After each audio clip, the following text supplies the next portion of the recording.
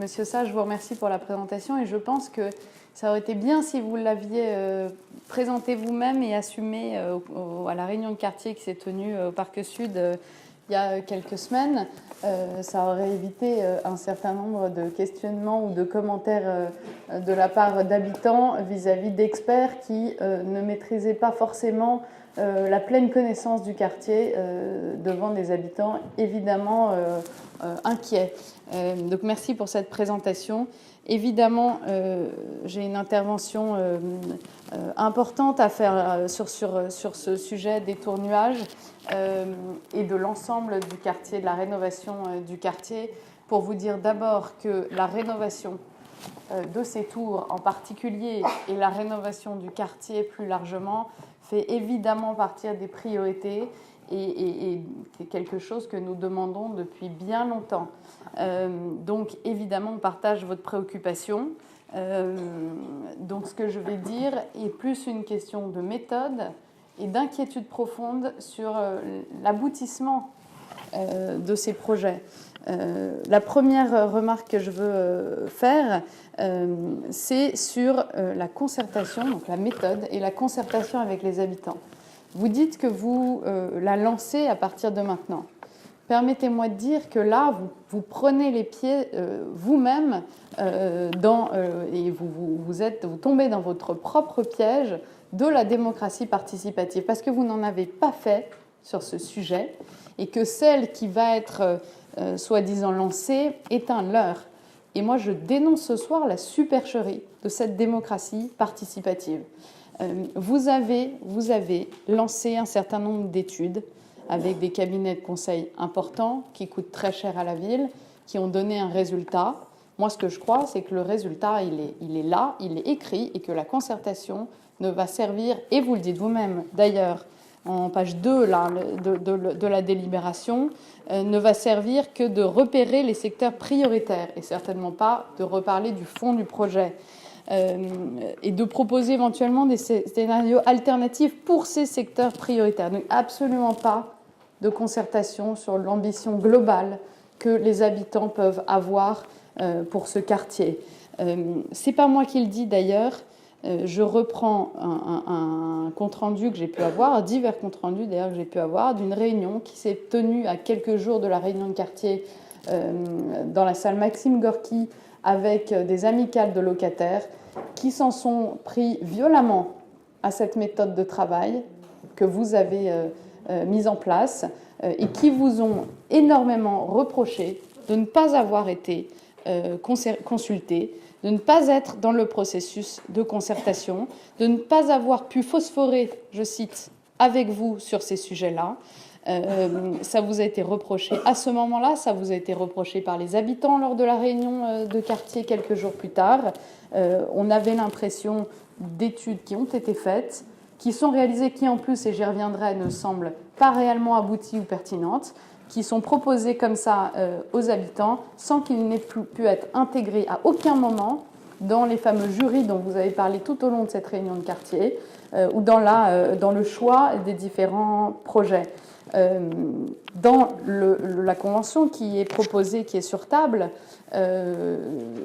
il est dit que dans la gouvernance, le pilotage de ces projets, il va y avoir un représentant des locataires, un représentant du milieu associatif.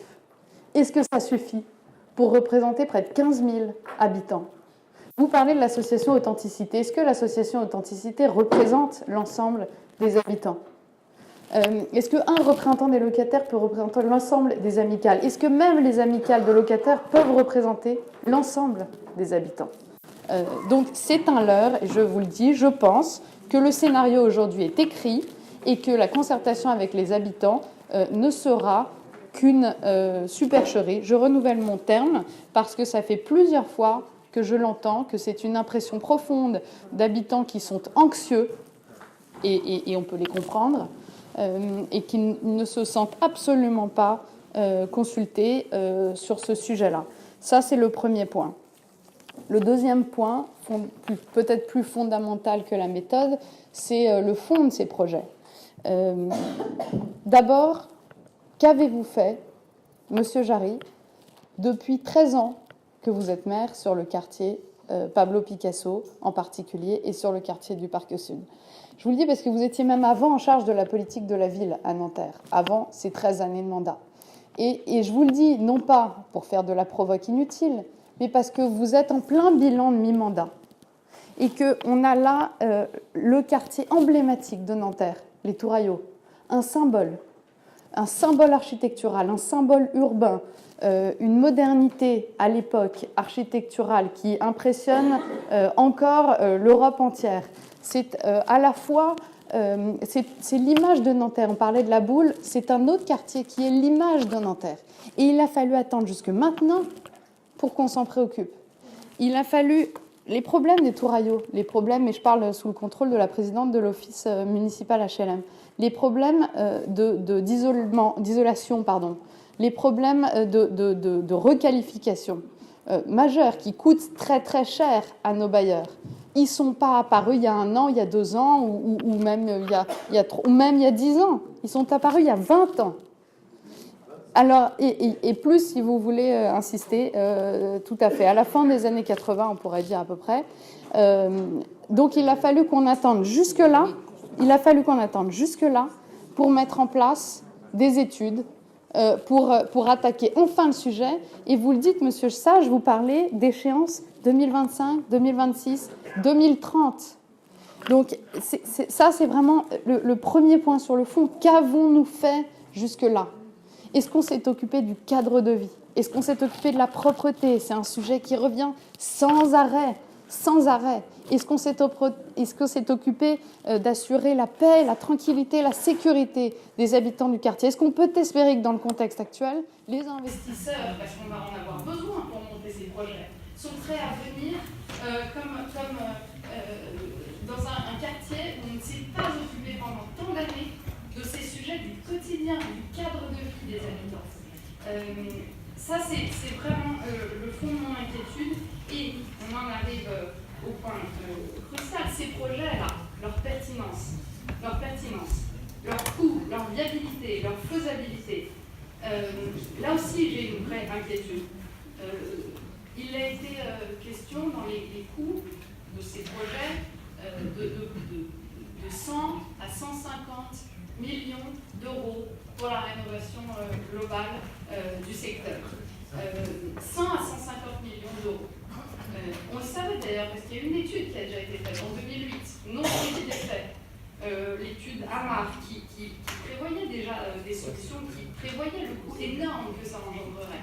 Est-ce qu'on a mis de l'argent de côté depuis tout ce temps-là pour pouvoir être capable de financer de tels investissements? Bien sûr, on compte sur l'aide des autres, comme d'habitude. L'ANRU, le POLD, les bailleurs, les investisseurs privés.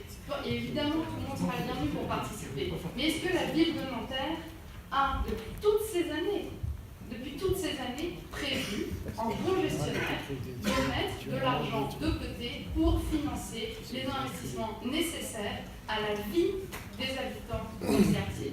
Ça, c'est une question profonde de faisabilité de tous ces projets. Comment est-ce que vous avez prévu de les financer? Et puis, j'allais terminer par cette question. Si en termes de projet, on n'est pas sûr d'assurer le coût, est-ce qu'au moins, on est sûr de la viabilité de ces projets? Vous avez déjà retardé d'1 an le test que vous vouliez faire, qui devait être prévu en 2018 sur l'une des Tourailleaux. C'est maintenant 2019. C'était 2018. Dans les textes, c'est 2018. C'est maintenant 2019. On repousse d'1 an. Il va falloir l'évaluer, ce test. Si on conclut, à la fin de l'année 2019, que le test n'est pas viable, si en plus on n'a pas réussi à mettre en place les financements, il se passe quoi? Donc on attend 2019, 2020 pour annoncer quoi aux habitants? Qu'on reste en l'état? Moi je partage votre idée initiale, je l'avais toujours dit, contrairement à ce que vous aviez dit ici, que la mixité sociale est une priorité et que les 500 familles, les 500 logements que vous proposiez vous dites 500, 400, 600, je ne sais pas. En tout cas, de pouvoir mettre de la mixité d'usage, de pouvoir faire en sorte qu'il y ait une mixité au sein même de ces tours, je trouve que c'est une bonne chose. Mais tout ça, ça prend un temps fou. On le voit sur la place de la Boule, les relogements mettent du temps. Donc, tous ces éléments que je vous énonce ce soir sont dressés pour dire ma profonde inquiétude sur l'aboutissement de ce projet, qui est vital. Vous dites que c'est une priorité, vos projets municipaux. On est en 2019. Ce ne sera pas lancé avant 2018, 2019. Comment est-ce qu'on va réussir à garantir aux habitants que leur quartier va changer? Je n'ai pas de réponse. Et vous disiez, monsieur le maire, tout à l'heure, vous parliez de la ville du XXIe siècle, dont vous étiez très fier de promouvoir. J'espère que vous mesurez le fossé entre vos discours et la réalité que vivent les habitants dans ces quartiers.